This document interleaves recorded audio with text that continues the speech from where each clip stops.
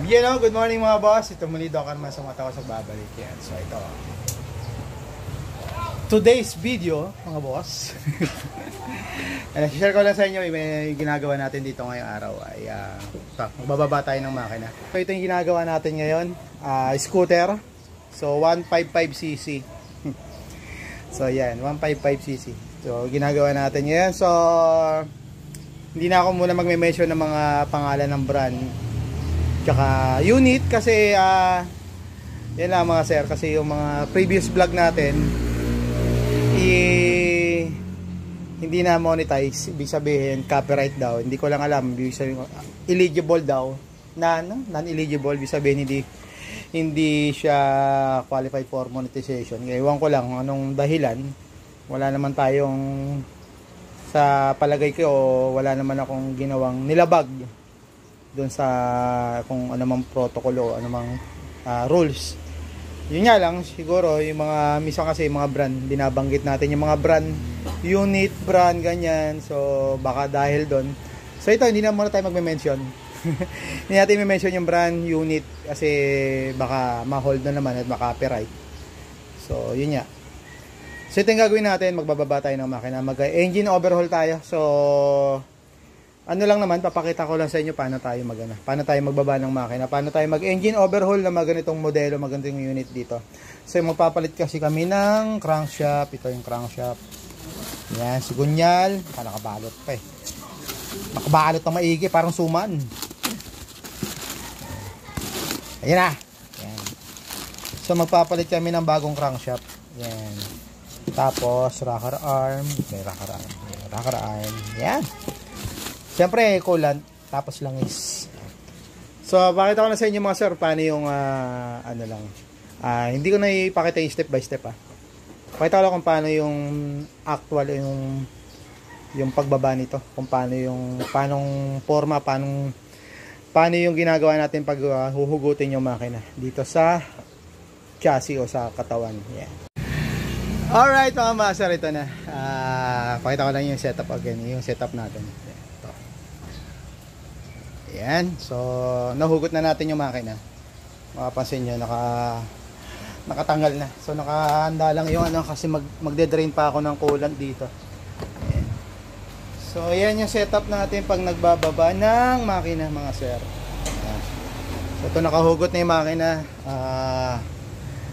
Gagawin na lang natin dito pag hiwa-hiwalayin.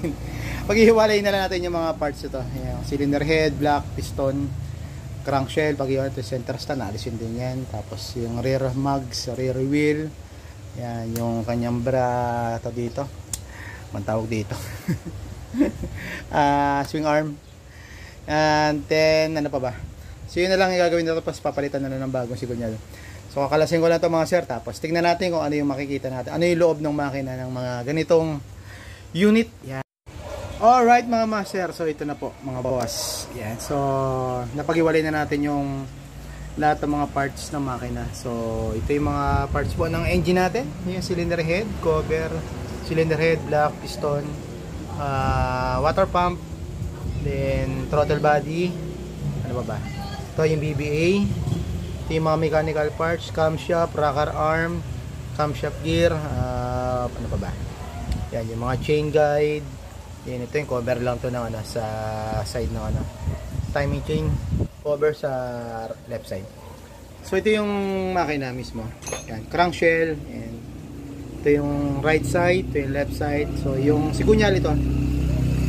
So yun lang po yung laman ng ating makina mga boss. Yan, lalo pag mga scooter. Yan. So ang laman lang yan sa loob ay ang kanyang crankshaft, sigunyal.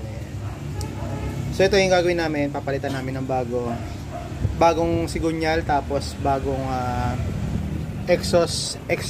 Yan, exhaust rocker arm. Yan, exhaust rocker arm. So yun lang mga sir, pinakita ko lang sa inyo kung paano tayo magbaba ng makina dito.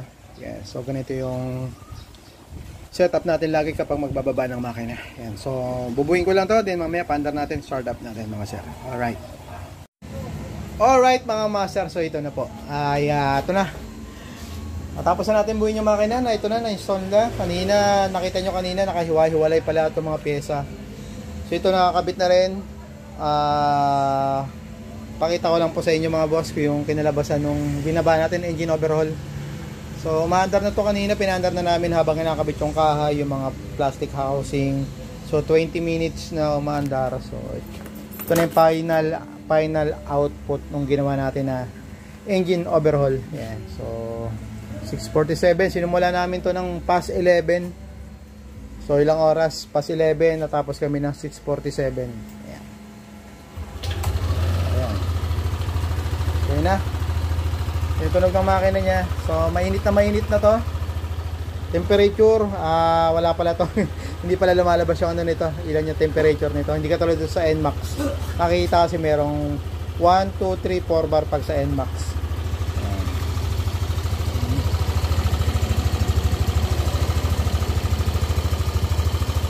Yan. Konting rev.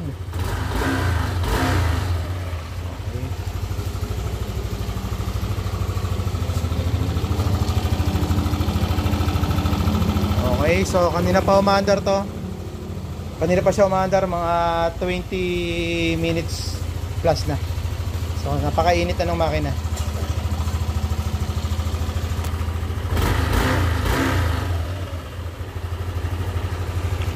Okay, alright mga boss, ito lang, share ko lang sa inyo para at least kung gusto nyo malaman kung ano yung mga naging, kung ano yung laman ng makina ng mga ganitong modelo. So kaya share ko tong video na to para makita nyo at least paano, may idea kayo kung ano yung mga nasa loob ng makina ng mga ganitong unit. Yan, so again, ito si Doc Arman sa Moto House. Ride safe sa atin lahat mga boss. God bless, bye bye.